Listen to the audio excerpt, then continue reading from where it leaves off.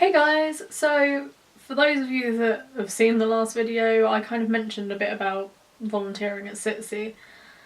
I thought I should make a quick video tonight as the ballot information has gone live through their Twitter. And having had a look at your replies, people are not quite getting what it means and what's happening with it. So the reason the ballot's been put in place is that last year we had a lot of problems with ticketing. We had people pushing into queues and people queuing up all day, which made it hard for us to control. Although we had said to people not to queue up until half an hour before the meet and greets, many people did, and it ended up becoming a health and safety risk. So even though we told people that we weren't giving tickets out until half an hour beforehand, we were forced to give them out before, because it became a health and safety risk, not only for your guys, for us guys. There were a lot of complaints last year of people missing out on going to meet and greets because of the situation, which is why they've changed it. Basically, the ballot means that anyone that's coming to somewhere in the city has an equal chance of getting to meet the YouTubers they want.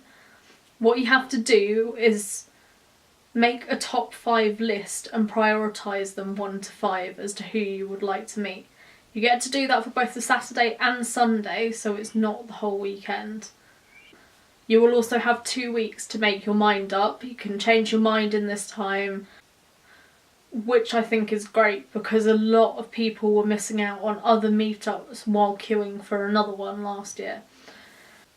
Although the organisers saying that they're going to try and get as many people to meet one of their top 5s, it's not guaranteed. The problem is that if someone puts down the 5 most popular YouTubes into their top 5, there's going to be a lot of people applying for them, which means you might miss out.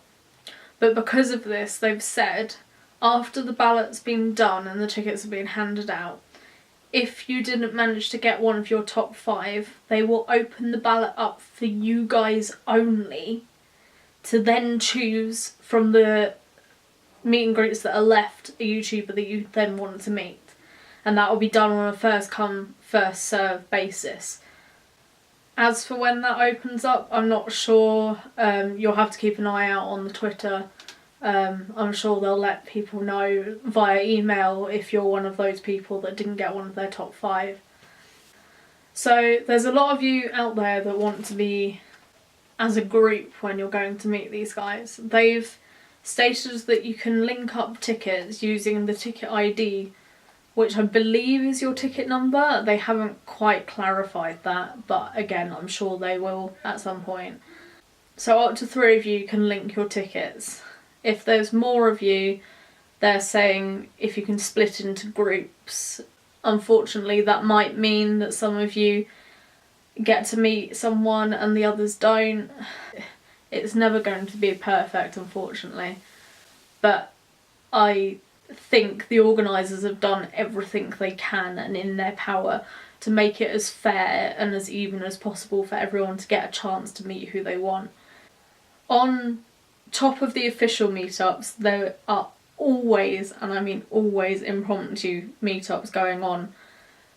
If you walk around the centre, you will probably bump into someone with a queue that's just formed, and these are harder to gauge, especially when it comes to the volunteer side of things, as we can only go on what information we're given. The YouTuber could need to leave at any point, and we might have to quickly cut the queue as where it is. It may mean that people have been queuing up for a while and then suddenly they find out they're not going to meet them, which does disappoint people. I know I had the problem with it last year, but it's something we can't help, and we try our best to cut it down beforehand to stop that happening.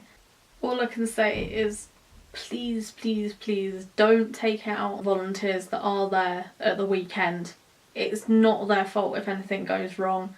they're only doing what they're told based on either what the team leaders have told them or what the security have told them for health and safety reasons. The organisers are doing all they can. There's only 5 of them and they've put on a massive event. It's moved from Alexandra Palace to XL, which is a massive jump up, and it's going to put a lot of strain on not only them but the volunteer team as well, because it's a new system, it's a new place, and there's going to be a whole load of new people in the team. So please bear with us while we work out the kinks. I will post a video in the next couple of weeks about the different kind of jobs that you can do while you're at Summer in the City if you're volunteering, and how my experience was volunteering. Anyway, I hope you've found that really helpful. If you've got any questions, leave them in the comments below and I'll try my best to answer them. I don't know everything,